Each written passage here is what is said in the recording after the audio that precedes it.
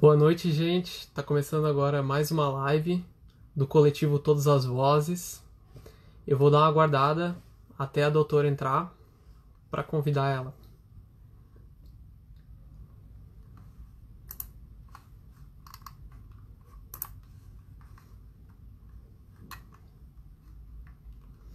Então, gente, eu vou dando uma prévia. O coletivo Todas as Vozes, ele é formado por pessoas de diversas áreas e pretende modificar a visão verticalizada de política que a gente tem através de um coletivo. A gente tem como missão pensar na cidade de uma forma mais representativa e sustentável.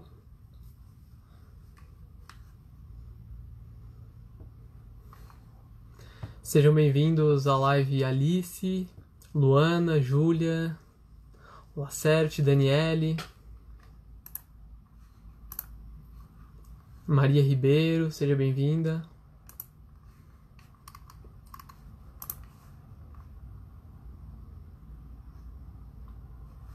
A gente no momento está só aguardando a doutora, professora Daniele, para começar a live.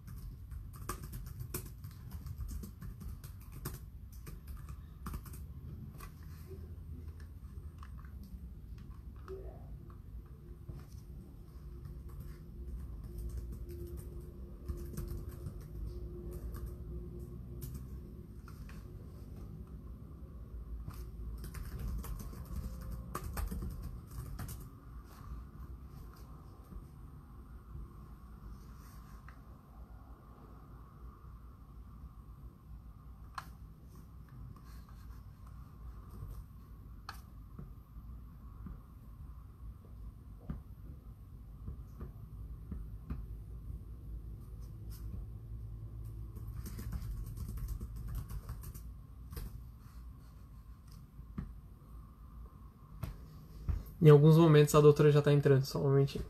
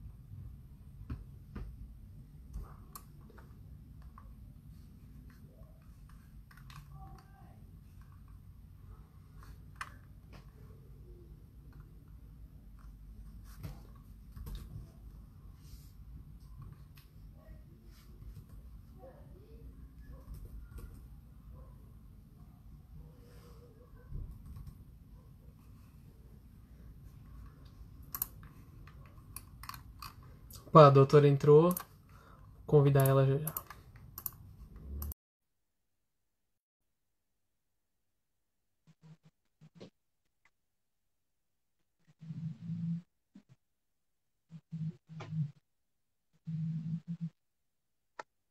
Oi, oi, Oi, pessoal, tudo bem? tudo bem, prof? Tudo bem? Saudades? Saudade, saudade. Agora vamos começar. Boa Pois noite, é, gente. formanda. Boa noite, gente, tudo certinho. Boa noite a todas e a todos. Espero que esteja todo mundo bem, seguindo as medidas recomendadas pelos órgãos sanitários. Como eu falei anteriormente, o coletivo Todas as Vozes ele é formado por diversas pessoas de várias áreas e pretende modificar a visão que a gente tem verticalizada da política através de um coletivo. A gente tem como missão pensar na cidade de uma forma mais representativa e sustentável. No mês de maio, que terminou ontem, a gente fez um post, inclusive, sobre isso, que é o Maio Laranja, em que foi utilizado esse mês para discutir sobre um assunto que é o assunto que a gente está trazendo aqui hoje, que é o abuso e a exploração sexual de crianças e adolescentes. Esse mês ele é utilizado devido ao Dia Nacional de Combate ao Abuso e à Exploração Sexual de Crianças e Adolescentes, que é o dia 18 de maio. A gente vai lembrar dessa data que ela foi escolhida a partir de um caso trágico, que é o caso da Araceli. A Araceli Cabreira Sanches Crespo era uma menina de 8 anos que foi raptada, drogada, estuprada, morta e carbonizada no Espírito Santo em 18 de maio de 1973. Os principais suspeitos da época eles tinham forte influência nas instituições locais e, após uma sentença condenatória ser anulada, o novo juiz designado absolveu os acusados numa sentença que tinha mais de 700 páginas. E um jornalista chamado José Louzeiro escreveu um livro intitulado Araceli, Meu Amor, contando as informações que conseguiu obter sobre o caso. Segundo ele, a morte da criança resultou em mais de 14 óbitos, seja de possíveis testemunhas até pessoas interessadas em desvendar o crime e policiais. Devido a esse caso, no ano de 2000, foi instituído o Dia Nacional de Combate ao Abuso e à Exploração Sexual de Crianças e Adolescentes, dia 18 de maio, que é a temática da nossa live de hoje. A conversa de hoje é com a doutora Daniela Spezin, pesquisadora na área de Direitos da Criança e do Adolescente. Para darmos início, primeiramente, eu gostaria que a doutora se apresentasse e desse uma conceituada na temática.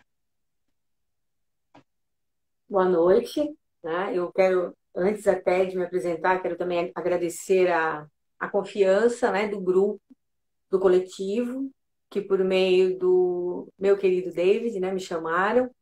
Eu tenho, é uma alegria ao tempo em que também, né, o tema jamais será um tema que não nos atravesse, né? É um tema que é muito doloroso, né? Então, não é exatamente que a gente fique alegre em tratar, mas, de qualquer forma, poder estar com os estudantes e outras lideranças que se importam com esses temas historicamente relegados por vários motivos, enfim, é uma oportunidade, né, que a gente não pode deixar passar e, ao mesmo tempo, tem aí uma confiança embutida, então quero, né, já deixar bem claro esse registro, tá? Depois que, claro, o David, a gente tem um vínculo, porque a gente, né, ele estudou comigo, né, não comigo, mas pelas minhas mãos, né, David?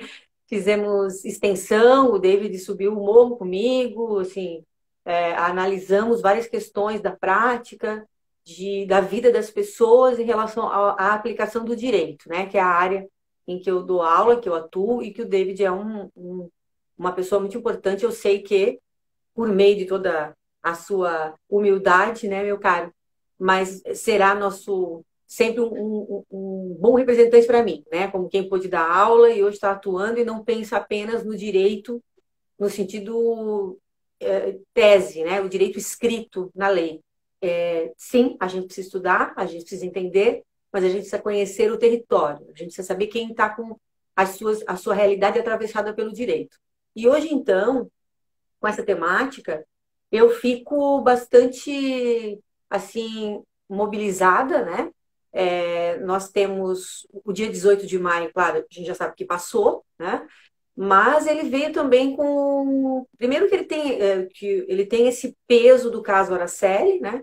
É importante que siga tendo, né? Então, como a gente falava, é um tema doloroso, porém, é um tema que precisa ser carregado mesmo com essa dor, né? E a gente deve, assim, ressignificar, claro, né? Nós não podemos ficar em cima apenas do que já passou, só que nós não podemos nos iludir. Então, essa é uma questão que, no primeiro momento, David, essa questão de dar uma definida, uma esclarecida inicial, né?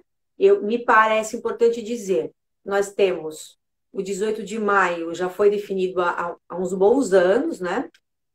Já no século XXI, pela lei, por uma lei específica, mas isso é muito importante que a gente, nesse espaço, a gente deixe bem claro. Por meio de lutas, né? Eu tive a oportunidade de estar ao lado de pessoas muito lutadoras pelos direitos da criança e do adolescente, já que vinham antes de mim, e eu pude estar nesse momento histórico em que nós fizemos muitas discussões para que se separasse ao menos um dia para começar a multiplicar o tema. Por quê? Porque o fenômeno que acaba sendo muito falado, abuso e exploração sexual infanto-adolescente, né? Hoje a gente tem trabalhado com infanto-adolescente, embora a palavra seja um pouco assustadora, mas porque a gente tem uma questão de categoria que a gente tem de 0 a 18 anos, né? E o Estatuto da Criança e do Adolescente lida com essa idade. Sem prejuízo, a gente tem que cuidar, porque a gente muitas vezes fica assim, né, bitolado em faixa etária, mas a gente realmente, a legislação traz isso. O fato é que, porém, que a violência, o submeter alguém à sua própria vontade, passando por cima do fato dessa pessoa ser um sujeito, ter uma integridade nela mesma, isso não fica, infelizmente, restrito, né? A gente sabe que é uma coisa muito maior e que toca todas as faixas etárias e vários gêneros, enfim. Então, a gente não pode tirar esse debate de um debate maior, que é um debate pelo respeito às pessoas, sim, né? Nelas mesmas. Elas não são um meio para que outras alcancem as suas finalidades, sejam pessoais, sejam coletivas, as pessoas têm uma finalidade nelas mesmas, elas têm a sua dignidade. Então, a questão da criança e adolescente, como a gente vinha falando, o abuso é um termo tecnicamente, então, no direito, a gente destrincha esse termo abuso, mas ele vai lidar com todas as questões que passam pelos crimes sexuais contra a criança e adolescente, seja situações específicas com conjunção carnal, seja aquilo que há algum tempo, hoje a gente já não fala mais atentado ao pudor ou atentado violento ao pudor em direito, mas ainda a cultura entende isso, porque antigamente, quando não tinha conjunção carnal, a gente definia assim, hoje se chama tudo isso de estupro, e também são as situações que vão envolver não só essas obviedades, digamos assim, do estupro e do antigo atentado, mas também toda a exposição da imagem, sempre que alguém se beneficia da intimidade, da dignidade de crianças e adolescentes, né? Nesse sentido sexual, nesse sentido de... que algumas pessoas entendem muitas vezes como assim, é uma perversão porque tem o típico tarado. Não sei se vocês me entendem, até se tiver alguma pergunta, né, fica à vontade, mas assim, é o típico... os números mostram que esse mito do tarado que fica nos esperando ali na rua, né, ou que invade a casa, não é que isso não exista, mas que do ponto de vista das estatísticas, o que nós temos, na verdade, são percentuais que variam um pouquinho, mas sempre ficam, e eu estou sendo generosa, sempre ficam acima da metade em termos de todas as ocorrências de violência sexual em relação à criança e adolescente, inclusive abuso e exploração, que eu já vou dizer mais claramente o que é exploração, mas assim, essas violações, elas têm ficado na conta, ou seja, os agentes ou pretensos agentes sempre são pessoas próximas, ou mesmo quem cuida, ou quem tem entrada em casa já porque é conhecido, tem algum tipo de confiança. Então, essas questões, e também tem o que a gente estava falando agora, então, o abuso não é técnico, mas envolve todos esses crimes sexuais, e a exploração é aquela história, quer dizer, que também vai envolver esses crimes sexuais, mas aí você tem uma organização que busca lucro por meio dessas meninas e meninos. A gente tem um número, em regra, maior para meninas, mas a gente também tem os meninos como vítimas desse tipo de prática. E, assim, o tamanho da exploração sexual não é desprezível. Assim, a gente tem números assustadores, a gente tem... A Polícia Federal tem os seus núcleos fazendo o acompanhamento das redes, isso também, inclusive, viraliza. Então, pode ser até aquele tio, ou sei lá quem, que está aí naquele bairro que entrega na mercearia, sempre para aquelas meninas que você vê indo ali, recebendo alguma coisa, entrando, demorando um pouco, desde aquele pessoal que acessa as redes no mundo todo, em vários pontos, quando se expõe a alguma imagem, algum vídeo. Isso não é uma coisa nem um pouco agradável, né? Imagina, esse tema ninguém gosta de falar, muito menos eu, né? Mas esse tema, ele precisa ser desmitificado. A gente precisa poder falar dele, claro que no momento certo, com as pessoas certas, cuidar, porque sempre, dificilmente, alguém que está ouvindo a gente não ou passou, ou tem alguém muito próximo que passou por isso, mas, ao mesmo tempo, a gente tem que suspender a dor um pouco e buscar fazer o enfrentamento racional, estatístico, e eu te devolvo a palavra porque eu já estou dando palestra, né, meu querido? Acontece, professor. É assim, a gente fica acostumado a conversar e vai falando, né? Uma das coisas que eu gostaria de ressaltar aqui é a atuação de um grupo de hackers, que são os Anonymous, que eles divulgaram recentemente uma lista de mais de 90 folhas de pessoas que supostamente estariam envolvidas com o tráfico de crianças e pedofilia. Eles denominaram essa lista de Jeffrey Epstein Little Black Book, que seria o caderninho negro do Jeffrey Epstein. Ressalta também que o Jeffrey Epstein é um cara que lá dos Estados Unidos, que ele já tinha sido investigado sobre isso, ele foi para a prisão, cometeu suicídio antes de ser julgado, e eles divulgaram essa lista que tem diversos nomes e que ela vem sendo juntada desde 2015. E celebridades bem famosas estão nela. Então, mostra muito que esse tema é um tema não debatido e muito atual, que muitas pessoas elas pensam que isso não existe, isso é coisa do passado, antigamente tinha. Não, isso é muito forte ainda no Brasil.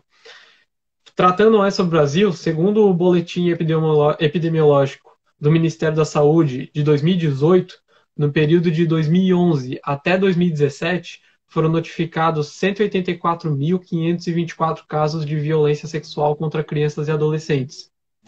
Aí eu gostaria de perguntar para a professora por que a gente não fala sobre esse assunto, por que a mídia não fala e a importância de a gente ter esses dados. Então, David, primeiro que esse é um tema que ele é muito antigo, né? E perpassa a nossa sociedade, tá? É enraizado, né? E é alastrado, como a gente mencionou agora, esse formato da própria rede que se cria, da exploração. E, assim, na verdade, as histórias, elas são de todas as épocas, tá? Eu já tive a oportunidade de pesquisar bastante e, inclusive, chegar, até sou bem sincera, assim, chegar em certo momento, lá atrás, no começo do século XXI, que eu sou bem velha, né? Chegar e dizer para minha professora, orientadora, disse, ó, professora, eu já li tudo que eu tinha que ler, eu vou parar aqui, né? De chegar, olhar as decisões judiciais, quer dizer, veja, a gente não sabe e a gente não está enfrentando, muito provavelmente, não digo que todos os casos, nosso nível de subnotificação hoje reduziu, né? Porque nós ampliamos a informação. Nós já estamos nesse caminho há algum tempo, mas de qualquer forma, aquilo que chega a ser judicializado e a gente consegue ler as decisões judiciais já é um número menor, né? A gente sabe que tem todo um caminho de prova, etc e tal. E, veja, não é um assunto fácil, né? Você enxergar, quer dizer, até uma criança de 7 meses passa por violência sexual, ninguém gosta de saber. A gente não quer lidar com o fato de que o humano é capaz disso, né? E aí, mas foi alguém de fora? Não, foi alguém de dentro, né? Então, assim, vejam, primeiro, né, eu não jamais diria, acho que seria assim muito leviano e nem é verdadeiro dizer que isso está assim em todos os lugares, o tempo inteiro você tem que ser neurótico em relação a essas questões da integridade sexual de meninos e meninas. Mas esse é um fenômeno que ele tem os seus sinais. E ele tem, assim, ele aparece nas classes de forma diferente, tá? Nas classes, nos grupos, às vezes naquela cultura. Você tem que conhecer as cidades, os territórios. Agora, primeiro, é importante poder falar do corpo. É importante que as crianças e adolescentes, desde pequenas, e isso ainda é um tabu para nós. Claro, a nossa sociedade ela tem grandes dificuldades de lidar com isso. Mas eu já vi experiências bastante interessantes, interdisciplinares, né? Com outras áreas, não só o direito envolvido, obviamente. Aliás, tem que ser bastante humilde nesse sentido, porque essa é uma área muito interdisciplinar, né? É preciso um diálogo de saberes muito claro. E já vi muitas experiências assim de se trabalhar com a questão do cuidado do próprio corpo. Para cada idade há uma forma de tratar, há uma metodologia. Isso não é espontaneísmo, isso não vem da cabeça de alguém na hora, né? Há uma metodologia, há pesquisas.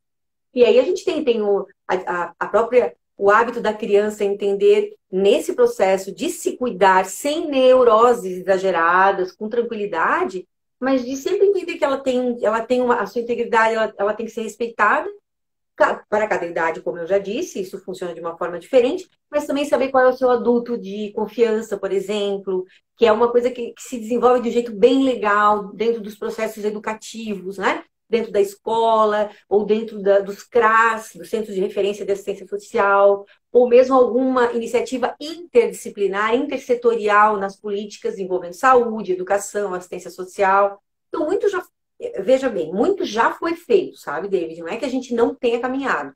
A gente já tem muita caminhada, tem bastante pesquisa de qualidade, que vem da própria saúde, das notificações que tu trouxesse agora, que é um sistema nacional de notificação.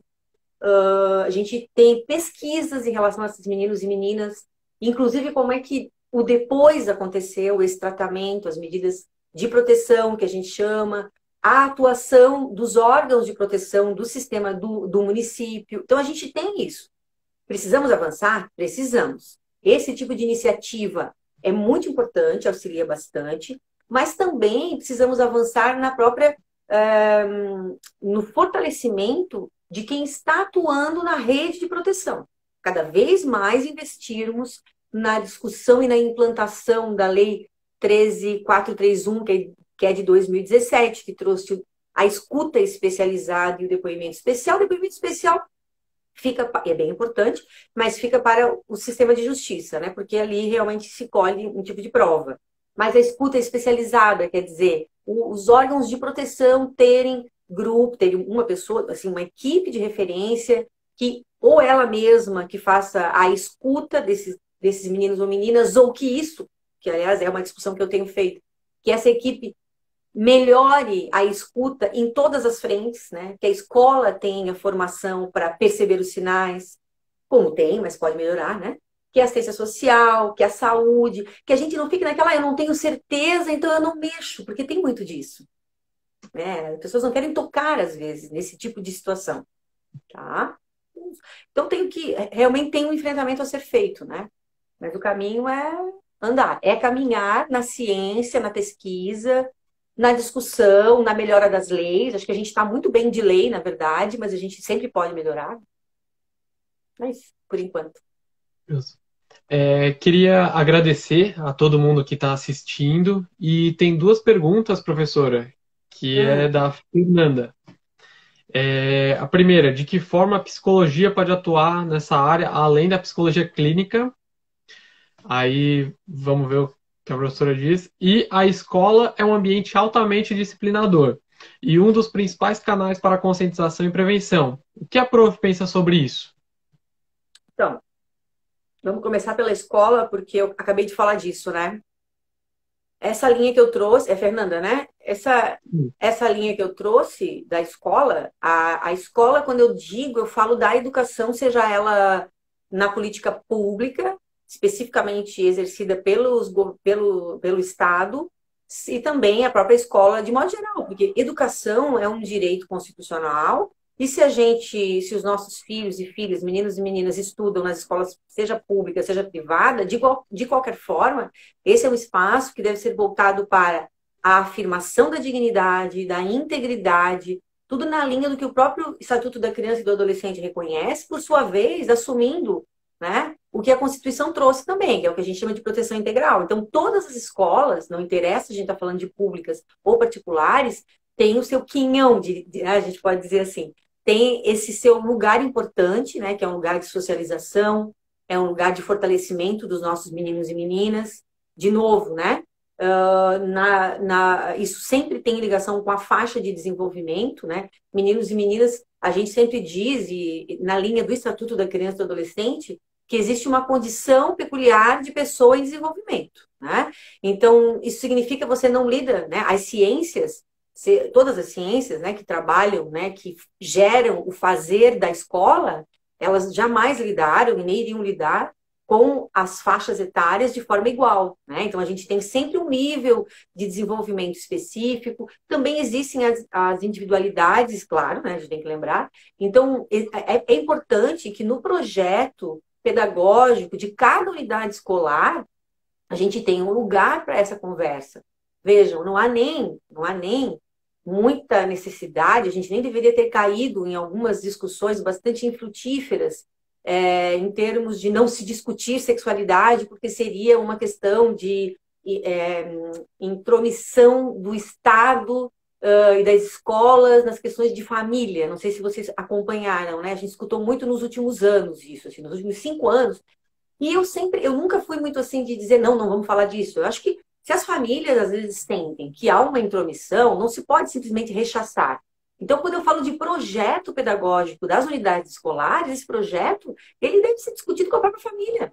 Então, as famílias têm que poder falar e têm que ouvir dessas pessoas que têm os saberes, têm discutido isso cientificamente, essa importância. Assim, é muito difícil que uma família que compreenda realmente bem, né, que é, o que se quer é proteção dos seus filhos e filhas, rechace o saber científico, né, nesse projeto pedagógico das unidades escolares, que na verdade só queria isso, né, a dignidade, a proteção, que a criança ou adolescente saiba, né, que ela não deve, ela não há nada assim que possa justificar que ela seja usada por alguém. Então esse tom é muito importante.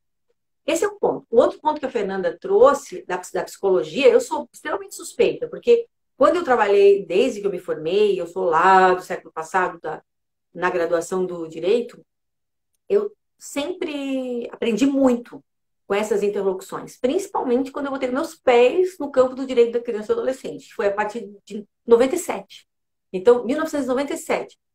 Tu não era nem nascido, né, Diego? Então, Não, nasci em 99. óbvio.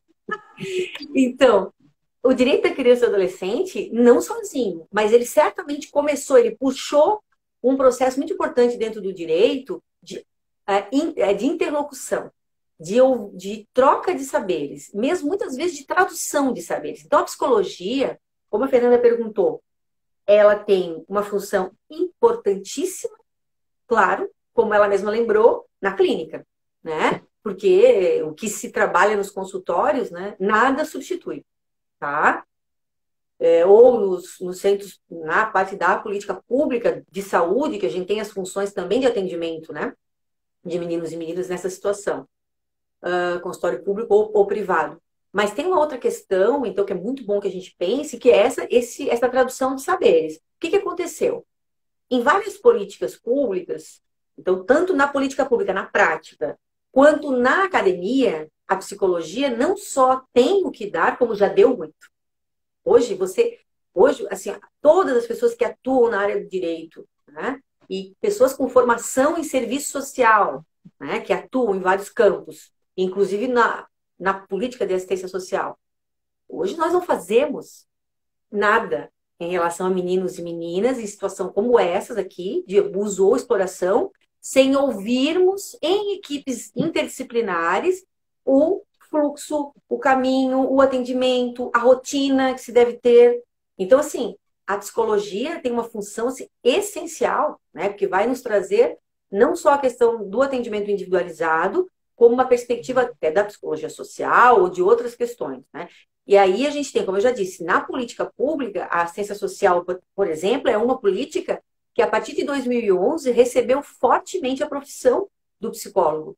Então, cada equipe no Centro de Referência de Assistência Social, CRAS, ou Centro de Referência Especializada, que é o CREAS, tem lá o seu lugar para concursos e tudo mais, que deve ser reforçado, a gente precisa cobrar mais orçamento nessas áreas, né? Assim como a gente tem na política de saúde, e gostaríamos que na política de educação também tivéssemos mais investimento e criação de cargos, enfim, mas aí é uma discussão que tem uma lei aí que não foi tão bem, não foi sancionada, ou foi, mas ainda não está sendo aplicada, não me lembro mais.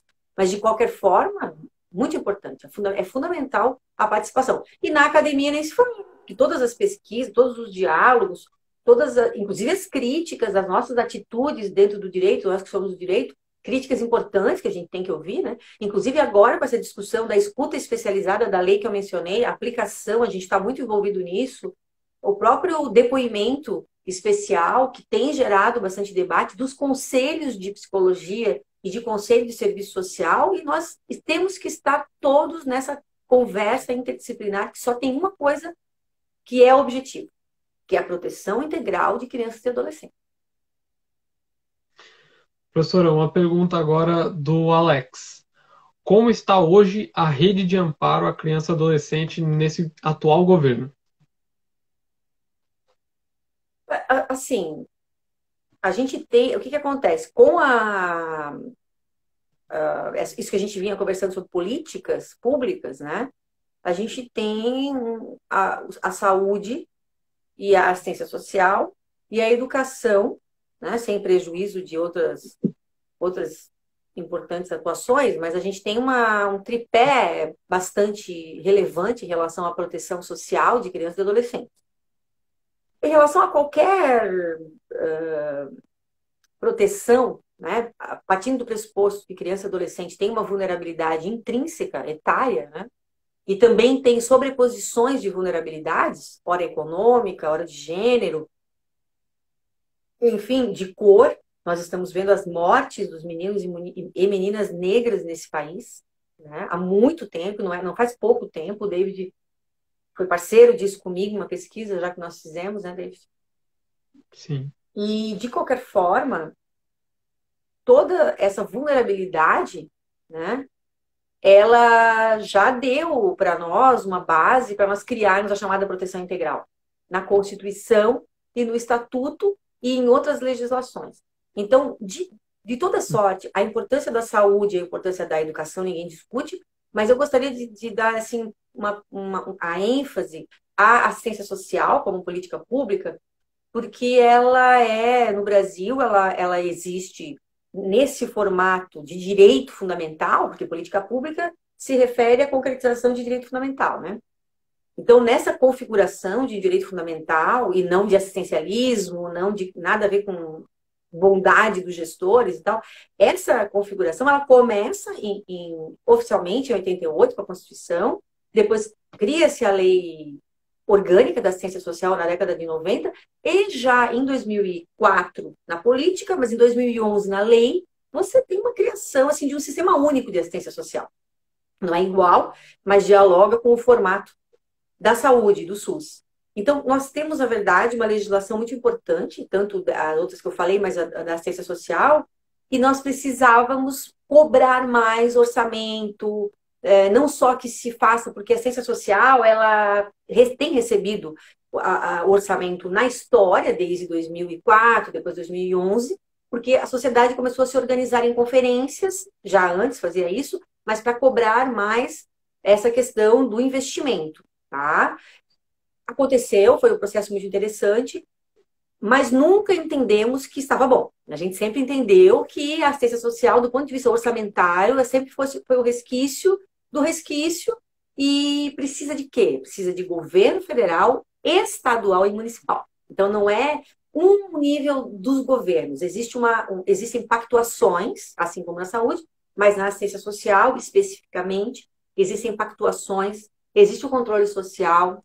Então, um caminho, e a gente teve reversão grande agora. Então, assim que nós tivemos uma declaração de uma crise que ia chegar no Brasil, necessariamente, isso aconteceu em 2015, que o Brasil ia piorar, piorar, piorar, e se decretou, então, que precisava de um teto de gastos. Então, assim, tem uma emenda constitucional de 95 que limitou, e ela, a meu ver, ela é uma emenda constitucional inconstitucional, ela limitou o que o constituinte originário havia decidido em relação a se o Brasil cresce, deve crescer também o investimento proporcionalmente em saúde, educação e assistência social. E nós temos problemas nessas questões, porque sempre tivemos isso que eu falei, segurar um pouco o orçamento, e porque ainda veio esse teto de gastos que cortou sem uma discussão de parametrização, de ponderação e tal. Então, um povo, que é um povo que historicamente é vulnerabilizado, e aí pega dentro disso criança e adolescente, que tem a vulnerabilidade etária, tem essa idade que depende dos adultos, depende de política pública. E ainda por cima tem uma questão também de desigualdade estrutural, e ainda tem a questão da sexualidade, que é muito a ver com você não considerar aquela criança e adolescente um sujeito, mas um objeto, uma coisa. Pega tudo isso, coloca num caldeirão e tira o investimento, ou reduz muito o investimento. O que tu acha que a gente está fazendo? Então, assim, esse é um processo que a gente não pode colocar na conta apenas desse último governo agora, Bolsonaro. Né? Esse é um processo que vem acontecendo. E a gente precisa entender como um fenômeno amplo, né? E enfrentá-lo de uma forma inteligente e racional, que é por meio do controle social, da melhora das nossas lideranças, do conhecimento mais disseminado. Eu acho que o caminho mesmo eu vejo por aí. Ok. Gostaria de agradecer a todo mundo que está assistindo e a pergunta agora é da Fran.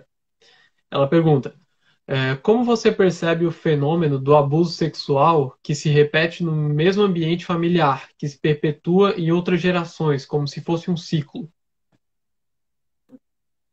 Também é um assunto que se verifica, né? Ela tem razão, acontece, tem ligação com a cultura, então a gente tem que, por isso que esse é um ponto muito importante que eu falei rapidamente. É preciso que a gente conheça a cultura dos locais onde a gente trabalha, onde a gente interfere, né? Porque o nosso trabalho, ele interfere na realidade à medida em que a gente assume que a gente tem esse comprometimento, né? Então, que a gente conheça, realmente, não é que isso tem em todos os lugares, essa questão do incesto, né? Virou uma categoria relevantíssima de estudos e de. Eu ainda não sei se a gente tem um enfrentamento qualitativo como a gente deveria ter. Eu ainda acho que a gente pode e deve avançar, né? Porque falávamos, é um tabu e tem muitas questões envolvidas. Mas é muito sério eu estou vendo situações assim, lugares para onde eu já fui fazer formação, ajudar em reordenamento de alguns municípios que precisam saber o fluxo de atendimento. Então, vocês imaginem, para fazer o fluxo de atendimento, pensar para onde vai, aonde que se detecta, tem que se fazer um diagnóstico. E aí o diagnóstico do município começa, se ele for bem feito, ou minimamente bem feito, ele denuncia, ele denuncia essas ocorrências que a Fran falou. Se elas acontecem, e acontecem em algumas regiões mais assim, tem a ver com a menina, e às vezes o menino também, né, como eu já falei, mas a menina e a mulher serem consideradas coisas, né? E são propriedade, né? Quando esse fenômeno do incesto ele se manifesta, o que se encontra é muito essa nota da propriedade, né?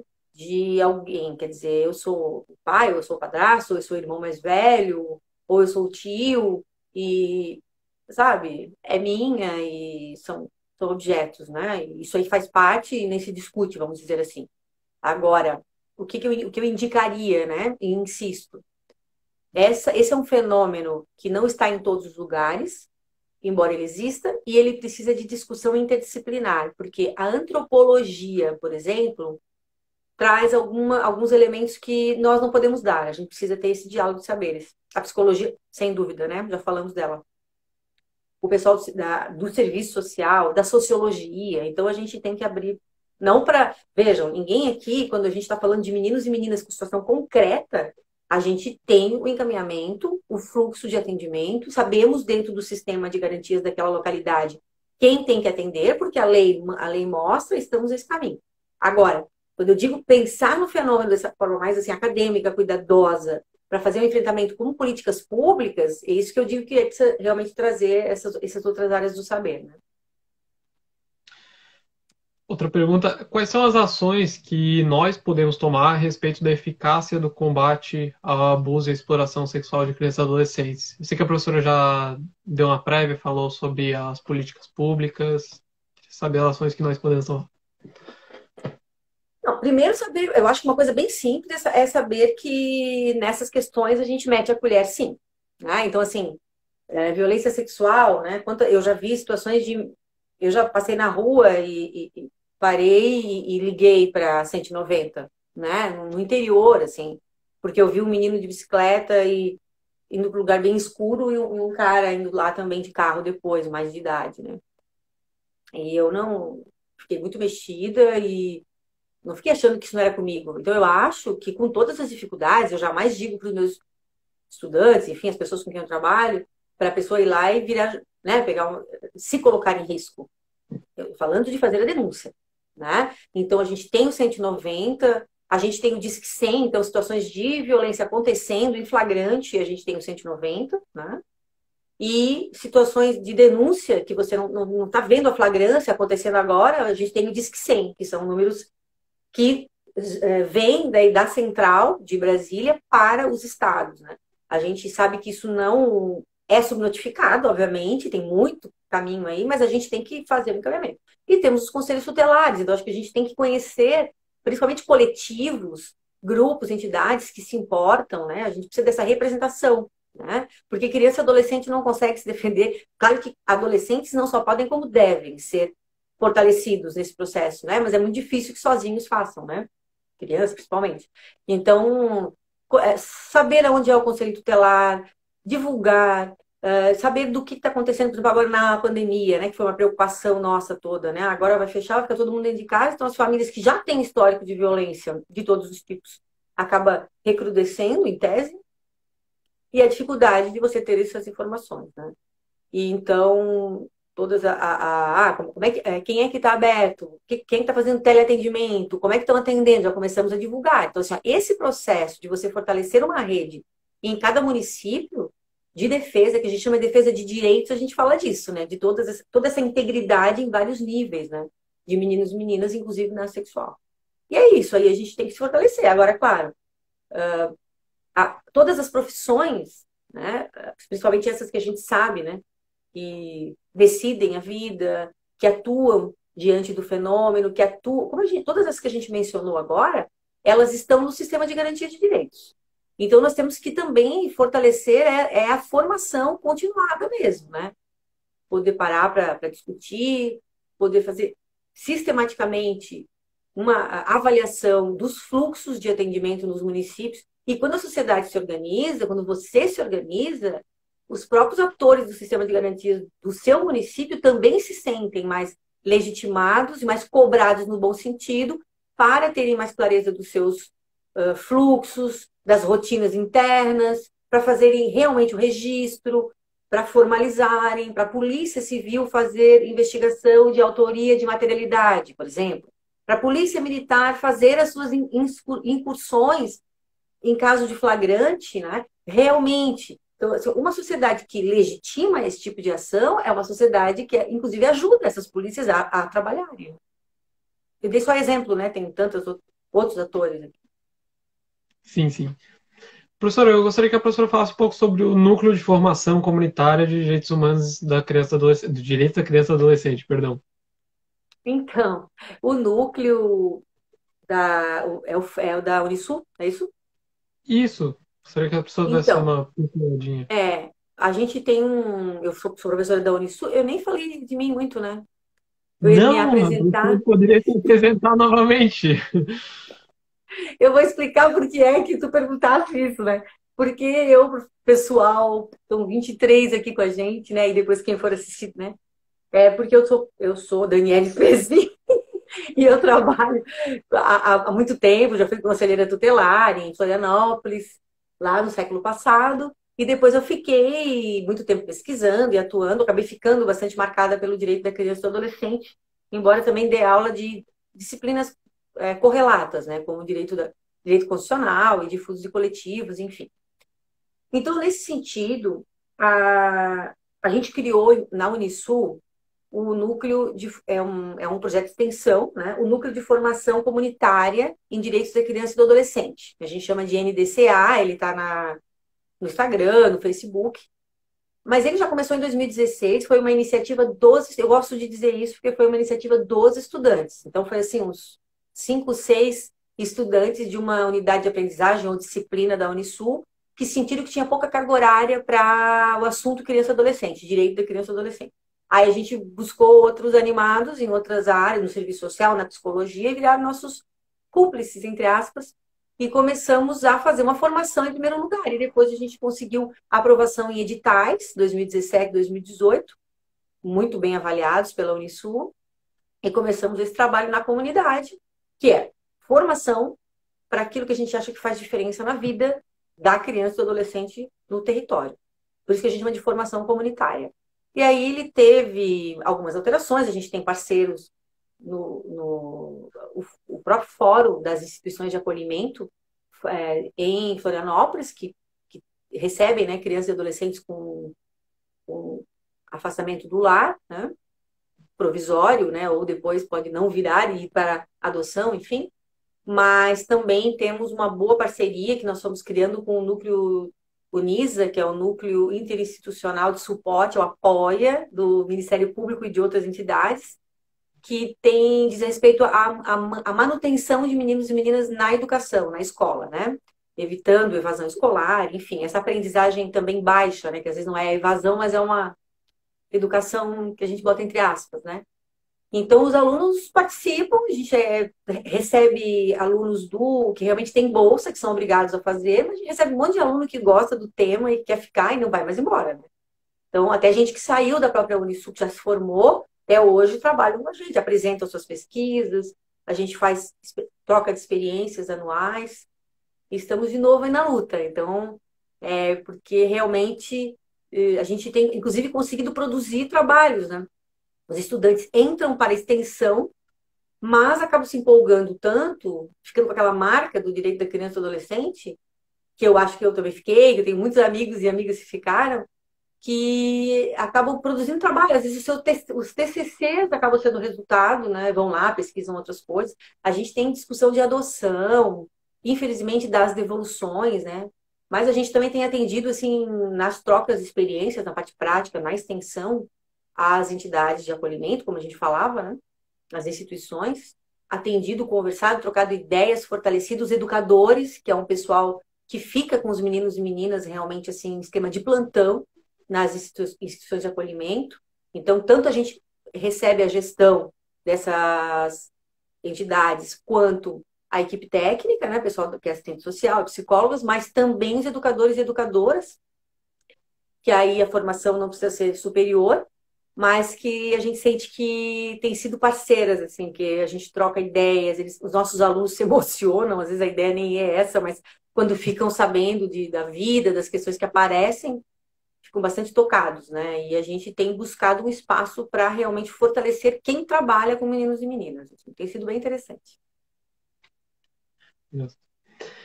Professora, mais uma pergunta aqui é da Jana. Ela perguntou: como está a educação sexual nas escolas? Como estão lidando com a educação sexual? Como estão preparando as nossas crianças até mesmo para aprender a se defender de possíveis abusos? Essa questão que a Jana traz, eu já mencionei mais rapidamente, né? Porque a gente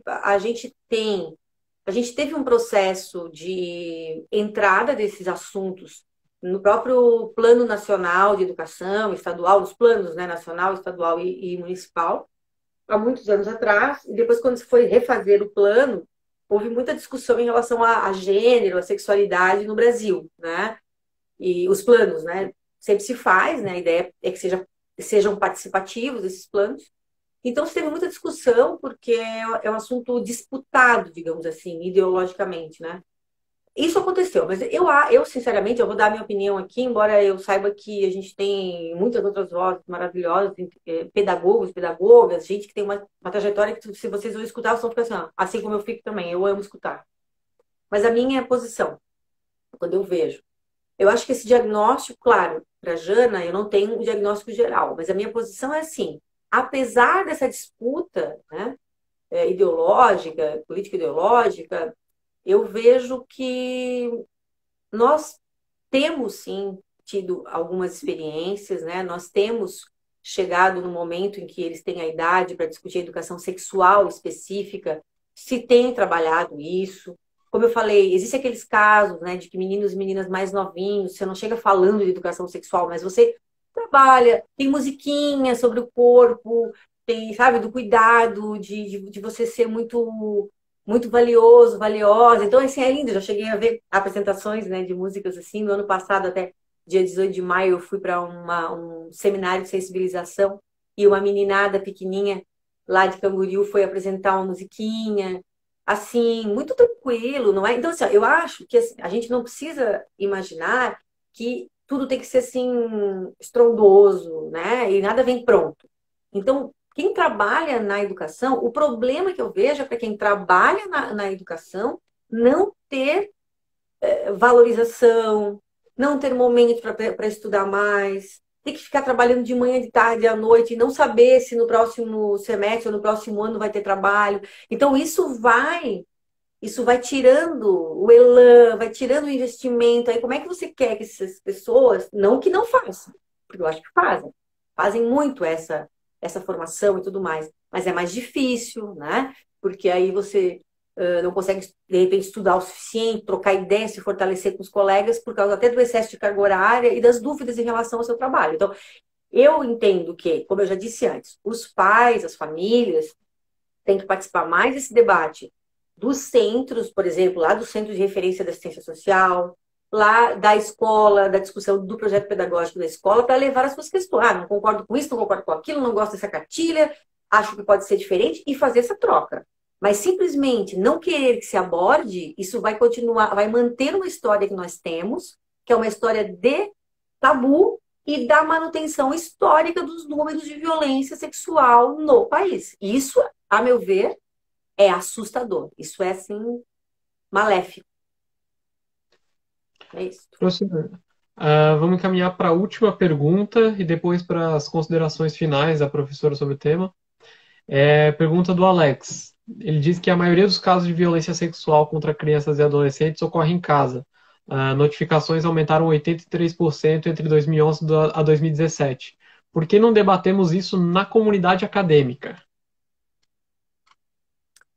Eu não sei se eu posso discordar do Alex, né? Ainda mais que eu amo o Alex. Mas eu entendo o que ele quer dizer. Eu acho que a gente tem que aumentar a discussão, tá? Mas eu não acho que a gente não discuta. O que eu talvez ajude nessa reflexão é que talvez a gente não esteja com um espaço, talvez ele tenha querido dizer isso, né? A gente não tenha um projeto ou projetos mais, assim, difundidos e repetidos, né? Consagrados, de sempre discutirmos, né? Talvez seja isso, uma falta de realmente localizar no calendário de tanto em tanto tempo as universidades param. Mas isso depende muito também da nossa mobilização. Então, eu acho que, até respondendo para o Alex, veja bem, esses dias eu tenho um coletivo também de amigos, né, que a gente trabalha com a Social Soluções, e a gente trabalha com formação na área, com palestra. E esses dias alguém me mandou uma mensagem ali, perguntando assim, pelo próprio WhatsApp da Social Soluções, tem algum tipo de leitura? Quer dizer, é claro que as pessoas às vezes têm dificuldade de encontrar, eu entendo, né? Quando o Alex também pergunta e tudo mais, encontrar fontes seguras. Na hora eu dei uma parada, fui pegar alguma coisa mais atualizada, passei os olhos, falei, tá meio assim, não dá para ler rapidamente, não é um textão de Facebook, mas é um texto que dá para entender e tem base, a questão é ter base científica. Porque também, todo o assunto é assim, mas o assunto específico da violência sexual, ele precisa de mais cuidado científico ainda, vocês devem me entender. Então, nós temos produção. Uma boa pesquisada nas plataformas científicas, nós temos, sabe? A saúde, por exemplo, ela tem produzido. Por quê? Porque tem números, né? São subnotificados, muito provavelmente. Mas tem números, né? Aliás, tu iniciasse essa live falando dos números da vigilância. Então, tem a gente tem mapa da violência, a gente tem muita estatística, sabe, gente? A gente não tinha há uns anos atrás, mas não tinha. Agora a gente tem produção. O que eu acho que talvez, Alex, dialogue com, primeiro, essa questão do tabu. Veja bem, ninguém gosta de falar desse assunto, eu já falei isso para vocês. Eu chego em sala de aula e toco no assunto. Gente, eu não sei se vocês me entendem. O ar muda. Tô brincando, vocês me entenderem. Dá para sentir o peso no ambiente. Então, não é. As pessoas não. Eu quero super estudar a violência sexual. Não existe isso. Agora, isso eu acho que há uma questão. Há uma questão também. É muito difícil você dizer que as famílias que deveriam cuidar, às vezes, tanto falham no cuidado como alguém mesmo de dentro, às vezes, da família viola. Muito difícil. Sabe que isso é interclasses, atravessa as classes. Né? A gente acha assim, não, a outra classe a qual eu não pertenço é que faz. Porque o outro é que tem que ser o problema, né? Mas os números e os casos, assim, que eu conheço e muitos nós conhecemos, isso atravessa as classes sociais, né? E então, assim, é muito ruim a gente ter que encarar, né, gente? Não, realmente a gente é capaz de... Isso existe. E eu acho que também, às vezes, assim, em que medida eu vou ter retorno financeiro Talvez isso também tenha, né? Qual é o retorno financeiro de uma formação, de um debate desses para esse para quê? Então tem uma questão também de mercantilização que aí tem que ser discutida porque eu acho até que está mal colocada, porque todos nós que vocês que vão fazer concurso e tudo mais e vão atuar, ficarão muito melhores com esse tipo de debate. Então, se for essa questão mercadológica, está mal posicionada, né? Nem sei se seria, porque todo mundo que entra no sistema, que trabalha, vai para a defensoria, Ministério Público, Poder Judiciário, políticas públicas. Na verdade, depois que cai num trabalho desse, fica sedento por formação. A gente sabe disso, certo? Gostaria de agradecer a todo mundo que está assistindo ao vivo, a todo mundo que também vai assistir no IGTV, que vai ficar disponibilizada a live. E gostaria de saber se a professora tem algumas considerações finais sobre o tema. A gente tem cerca de 3 minutos, 4 minutos. Não, só quero agradecer, sabe, David, a todos, desejar que todos se cuidem, né? Que aprendam também nesse cuidado do outro, meninos, meninas e gente grande, né? Cuidar de si mesmos e que a gente se fortaleça nesse processo que o país está vivendo, que é de saúde, que é político, que é de não à violência. Então, acho que a gente tem assusta às vezes, mas eu creio, não sou otimista, mas creio na nossa potência, principalmente quando a gente se une, né? E aprende a dialogar, a ouvir e ser ouvido, né? E para mim essa experiência de vocês é muito linda nesse sentido. Eu sou bastante torcedora para que todas as vozes consigam conversar e se entender. Obrigada pela oportunidade. A gente que agradece a professora ter aceito o convite. É uma honra estar podendo falar com a professora nesse momento que a gente está muito separado, mas a gente consegue ficar juntinho aqui, sim, de longe, e ter um debate muito gostoso, muito amplo, né? Apesar de ser um tema muito sério, é muito bom poder conversar sobre ele nesse momento, e é um dever, eu acredito, da gente ter que conversar sobre ele. Ah, obrigado, gente. Obrigado, professora. Até uma próxima. Beijos. Até.